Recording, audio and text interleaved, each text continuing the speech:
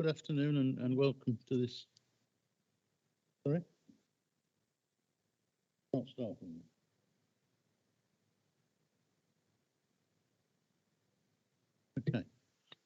Okay, thank you. We'll start again then. Good afternoon. Welcome to the meeting of the Development Control and Regulatory Board, which is taking place in the Council Chamber at County Hall, Glenfield.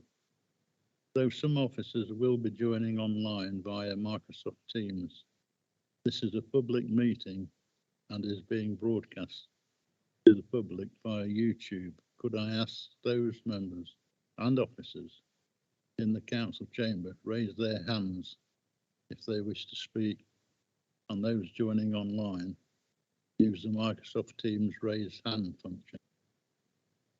Moving on to the agenda then, item number 1 is the minutes of the meeting held on the 10th of June. I propose that the minutes of the meeting held on the 10th of June 2021 are taken as read, confirmed and signed. Would someone like to second that, please? Yeah. All in favour? Anyone against? No, thank you. Item 2, I have received no questions from the public. Item 3, I have not received any questions from members either. Item 4 on the agenda, urgent items. We haven't received any, or there isn't any urgent items to deal with this afternoon. Item 5, the declaration of interest. It's noted that all members who are also members of a parish, town or district or liaison committee will have a personal interest in those applications which relate to the areas covered by those authorities. Are there any further declarations at this time? Looks like to be no one new. Item 6 is presentations of petitions. I haven't received any petitions under Standing Order 35. Moving on to the agenda proper then, item number 7 is delegated tree preservation orders decisions from the 1st of January to the 30th of June. The report is just the board to note and receive. Are there any questions on item 7? That looks to be no on that year. Item 8 is the application this afternoon. It's Fonterra Building Products Limited. Application to export 30,000 tonnes of quarry waste or clay from Duncreek Quarry in Measham. Katie Ferguson is going to present this report. Katie, are you online? I am. Can you hear me, Chair? Yeah, thank you. Yes, we can, loud and clear. Thank you, Katie. Could you present your report then, please? Thank you, Chair. I will do. This application is submitted by Fonterra and is for the variation of Condition 2 of the existing planning permission for the exportation of up to 30,000 tonnes per annum of clay from the Duckery Quarry at Measham Brickworks. The Measham Brickworks site is located to the south of the village of Measham. The nearest residential properties are located approximately 20 to 25 metres to the north of the brick stockpile on the southern edge of the village. As you can see from the slide, the application area is highlighted in red.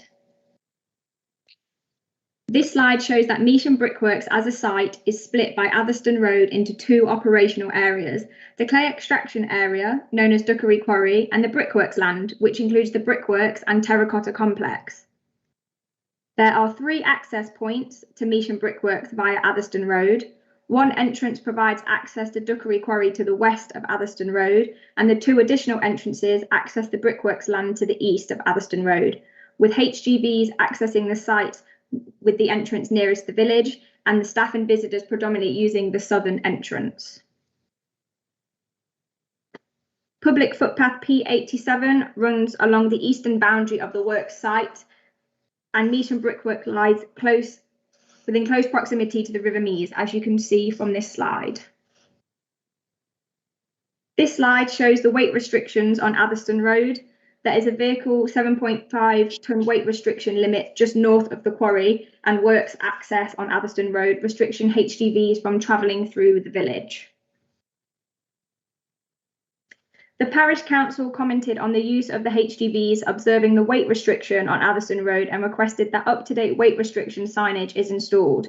This slide shows the existing weight restriction signage on Atherstone Road taken from the works entrance.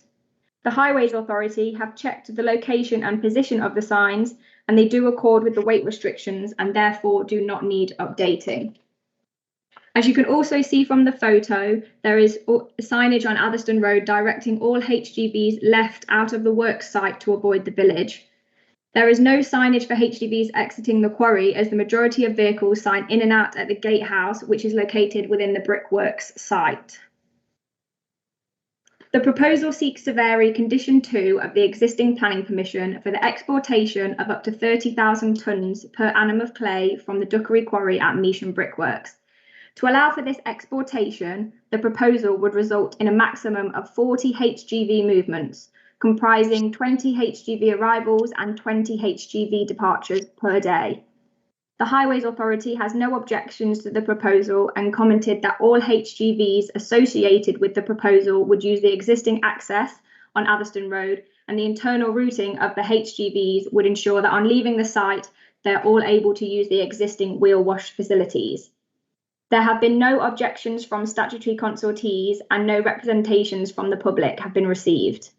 It is considered that the variation of Condition 2 of the existing planning permission to allow for the exportation of up to 30,000 tonnes per annum of clay from the Duckery Quarry at Measham Brickworks is acceptable, and that the measures contained within the planning application, together with the imposition of conditions and completion of a legal agreement, will mean that the proposed development would not cause an unacceptable impact to local residents and the local environment. Therefore, the proposal is in accordance with policies DM2 of the Leicestershire Minerals and Waste Local Plan and policy D2 of the North West Leicestershire Local Plan. Therefore, it is recommended that the proposed development be permitted subject to conditions and the completion of a legal agreement. That is all from me. Thank you, Chair.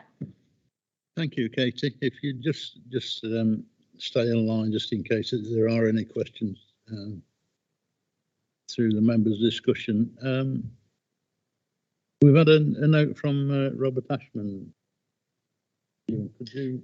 Yes, that's right. He says he's read through the submissions and he supports the comments of Measham Parish Council regarding the observation of the current weight restrictions and the importance of following the correct routes. Okay, thank you. Open to members. Mr. Phillimore. Thank you, Chair. Just one idle curiosity, I guess. If I could draw the officer's attention to Condition 23 around noise monitoring. Officer could let me know when she's found it. Yeah, sorry, found it. Okay, so your third bullet, is it Katie? Yeah. Your third bullet, noise monitoring should be reviewed every 12 to 24 months to ensure no breach of condition, ding, ding, ding, ding, ding. It just sort of struck me that the variation is looking at 2 8-week periods in every 12 months.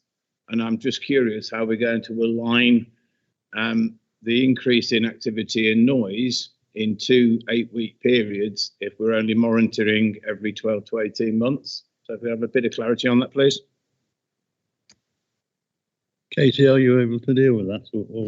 Yeah, I am. So the third bullet point is just saying that the scheme of the noise monitoring will be reviewed every 12 to 4 months. They actually monitor every 12 months or every 6 months, depending on if there's been complaints or a change in activity. So with this one, they can go back to monitoring 6 months for the first while, and then if there's no issues, they can go back to 12. If that answers your question. Okay. Yeah. Yeah. I've just come back, if you may, Katie. So how do we align? I'm just trying to wrap my head around. There's 2 8-week periods in a 12-month period where activity equaling noise is going to increase. Are we proactively monitoring those 2 8-week periods, or are we reactively monitoring subject to complaints? I can ask the quarry to do their monitoring in line with their campaign and the vehicle movements, and that's what they've usually done previously, so I'm sure that wouldn't be an issue. Perfect. Thank you, Katie. Thank you, Chair. Okay. Mr. Bannister. Thank you, Chairman. I'm just seeking clarification as to whether or not the applicants indicated roughly when those 2 8-week periods will take place during a calendar year. Katie. They haven't given any specifics. It's usually kind of on stockpile replenishing and just soil campaigning. So unfortunately, I don't have exact dates. Okay. Anyone else? Well, there is a recommendation on page 23. Yeah.